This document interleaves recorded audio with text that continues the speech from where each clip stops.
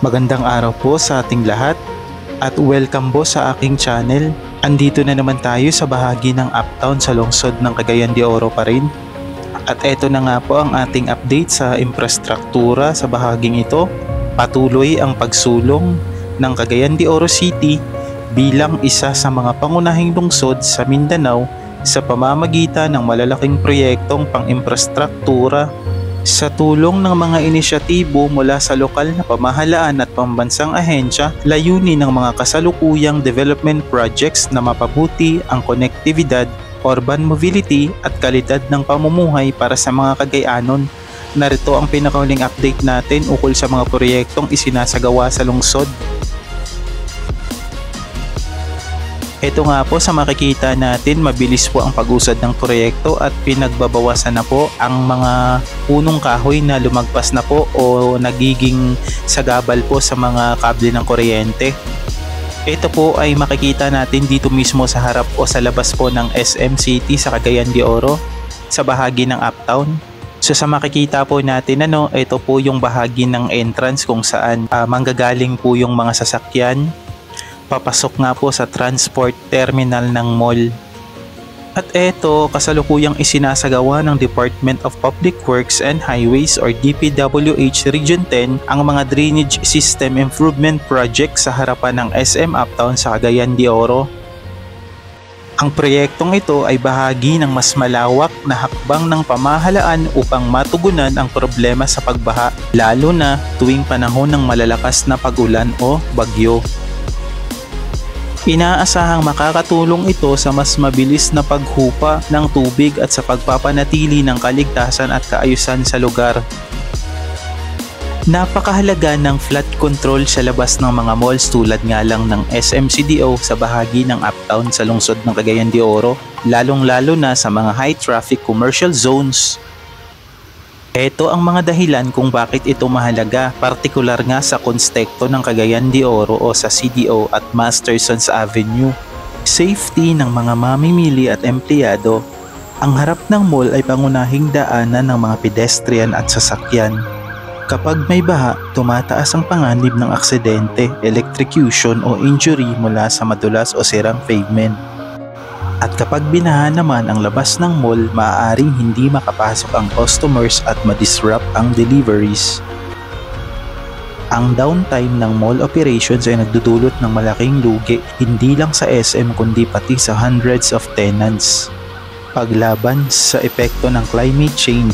Sa CDO, naranasan ang malalakas na bagyo tulad ng Typhoon Sendong taong 2011 na nagbunsod ng flash floods. Ang flood control infrastructure sa harap ng mall ay bahagi ng mas malaking disaster risk reduction strategy para sa lungsod. Ang maayos na drainage system ay nakakatulong sa groundwater recharge at paghina ng urban heat islands. Traffic at pagkaantala. Kapag bumaha sa kahabaan ng Masterson, naapektuhan ang flow ng traffic papunta sa Uptown na bahagi. Isang access road papunta sa mga subdivision, schools at hospitals. Ang stagnant water kasi ay sumisira ng kalsada, sidewalk tiles at nagdudulot ng potholes. Ang mga malls tulad ng SM ay may internal flood protection, halimbawa ang catchment tanks, elevated floors. Ngunit ang public drainage sa labas ay nasa saklaw ng City Engineering Office, Department of Public Works and Highways at LGU Urban Planning and DRRM Office. Sabi nga na dapat planado ang integrasyon. Ang drainage sa mall dapat naka-integrate sa city's master plan para iwas sa bottleneck sa labas. Paano nga ba nakakaapekto ang kawalan ng drainage sa sales ng isang mall? Una, bumababa ang foot traffic. Kapag baha ang harapan ng mall, iniiwasan ito ng customers. Ang mga shopper ay kadalasang hindi risk taker. Kung may ibang mall o establishment na mas accessible at walang baha, doon sila pupunta. Nahihirapang makapasok ang sasakyan. Ang baha sa access roads o parking areas ay nagpapahirap sa mga private vehicles at delivery trucks na makapasok o makalabas. Kaya minsan pinipili ng mga tao na wag na lang lumabas o mag-online shopping kaysa pumunta sa mall. Ang mga tenants sa mall tulad ng restaurants, retail stores, groceries ay umaasa sa consistent na customer flow. Kapag bumaba ang foot traffic kahit ilang araw lang dahil sa baha, direktang naaapektuhan ang kanilang daily sales at kita. Pang-apat, logistics disruption. Ang baha sa harapan ng mall ay maaaring maging dahilan ng delayed deliveries, canceled supply runs, increased logistic costs. Kung madalas itong mangyari, maaaring mabigat sa operational cost ang epekto at bumaba rin ang supply o kita. May mga lugar sa Pilipinas kung saan ang mga kilalang mall ay na-bypass ng shoppers dahil sa mga issue sa accessibility tulad ng baha, traffic o kulang sa parking. Andyan ang SMCDO Uptown, being an elevated area o sa bahagi ng Uptown, may advantage yan. Pero kung sa mismong harap nito ay bumabaha, maaaring matabunan ang premium image ng location. Halimbawa ng solusyon, kung nais ng isang mall na mapanatili ang kita at customer satisfaction, makipag-collaborate sa DPWH at City Engineering para sa flood control sa labas ng mall. Maglaan ng Corporate Social Responsibility Fund para tumulong sa co-funding ng drainage improvements, gumamit ng real-time flood warning system para sa customers at delivery services.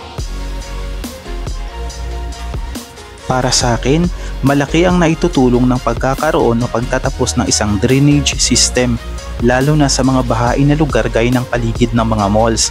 Narito ang ilang konkretong benepisyo nito. Una, pag-iwas sa pagbaha. Pangalawa, proteksyon sa ari-arian. Pangatlo, kaligtasan ng mga tao. Pang-apat, pagpapanatili ng negosyo. At pang-lima, ang kalusugan at kalinisan. Sa madaling salita, ang pagtatapos ng isang drainage system ay hindi lang basta infrastruktura. Ito ay proteksyon, kaligtasan at kaunlaran para sa komunidad.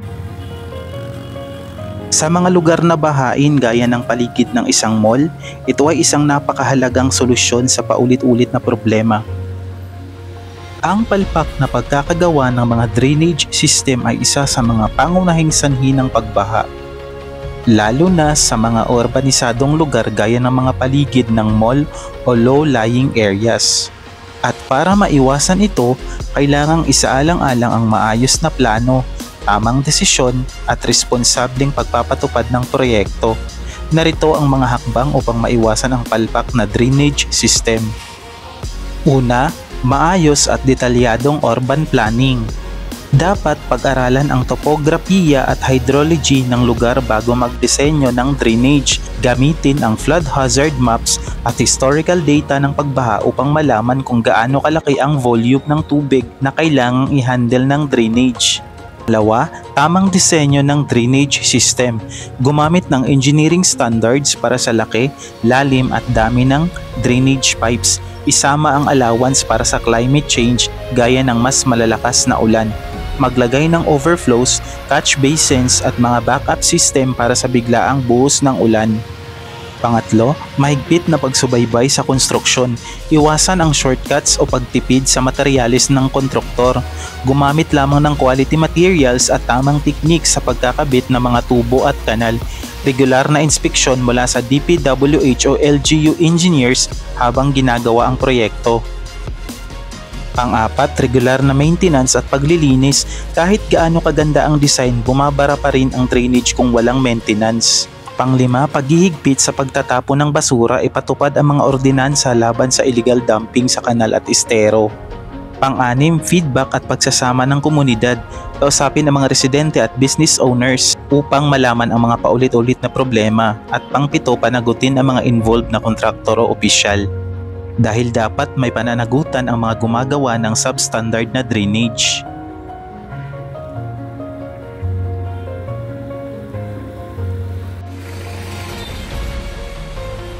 Ito naman ang ating update sa Isalina Steel Bridge. Ngayong buwan ng Agosto, mungkahi ang pagpapalawak sa 4 na lane. Ayon sa ulat noong August 16, 2025 na may plano ang DPWH na palawakin ang Isalina Bridge sa 4 na lanes, kung saan isa ay para sa pedestrians at isa ay para sa mga siklista. Dagdag pa, kinakailangan ng City Hall na maghanda ng mas maayos upang mapaliit ang abala sa trapiko habang isasagawa ang expansion. Pagpapanatili sa kasaysayan kontra demolisyon. Noong August 1, 2025, 2nd District of CDO ang pagpapanatili ng tulay sa halip na ibagsak. Iminungkahi niya ang isang stage rehabilitation plan para palitan o ayusin ng mas maayos ang mga sirang bahagi. Kasama na nga ang enforcement ng mas mahigpit na load limits sa tulay. Pagbabago ng plano mula sa demolisyon tungo sa repair. Ayon sa ulat noong July 7, 2025, bilang tugon sa pressure mula sa mga conservationist at lokal na opisyal, iniulat na hindi na i-demolish ng DPWH ang Isalina Bridge. Sa halip, nakipag-ugnayan sila sa isang pagbabago ng proyekto mula sa replacement tungo sa major repairs ng steel girders. Ipinagpatuloy din ang planong isama sa mga passageway para sa pedestrians at siklista. Sa pagpapalawak, nakaplanong gawing 4 na lanes, isa para sa pedestrians, isa para sa bike lane. Inihahanda ng LGU ang koordinasyon para minimal ang abala. Tinutulan din ang demolisyon, mas pinili ang rehabilitasyon at load regulation. Makikita natin ngayon talagang mabilis ang usad ng proyekto. Nagsimula na ang shift mula demolition patungo sa major repair. Kung makikita nyo po ngayon sa ating location, bahagi pa rin ang inclusivity, pedestrian, bike at pathways. Napansin din ng ilang mga residente na may mga malalaking bato na inilatag sa ilalim ng tulay bilang bahagi ng reinforcement efforts. Ipinapakita kasi neto na may aktibong ginagawa na structural support ng tulay kahit pa hindi ito common na balita. Mula sa orihinal na plano na pagpalugin o pabagsakin, lumihis ang proyekto patungo sa rehabilitasyon na kinabibilangan ng heavy repair, pedestrian at bike lanes at reinforcement ng istruktura. At sa makikita natin, ayon nga sa ating source, opisyal ng binago ang plano, hindi demolition kundi pag-repair na lamang dahil sa suporta mula sa konserbasyonista at lokal na liderato. Ngayong buwan ng Agosto, may mga konkretong planong gawing 4 na lanes ang tulay at mayroon ng preparasyon mula sa City Hall para sa infrastructure work na makakaapekto sa traffic. Kung iisipin, ang Isalina Bridge ay hindi lang simpleng tulay. Ito ay dugtungan ng kasaysayan, kaligtasan at pag-unlad para sa Cagayan de Oro. Ang maayos na rehabilitasyon nito ay simbolo ng balansing pag-unlad, moderno pero may paggalang sa nakaraan. Dahil ang matagumpay na rehabilitasyon na ito ay may maraming positibong epekto para sa lungsod. Kung nagustuhan mo ang video natin ngayon po, pwede mo akong i-subscribe at pakiclick na rin po ng notification bell. Thank you for next video.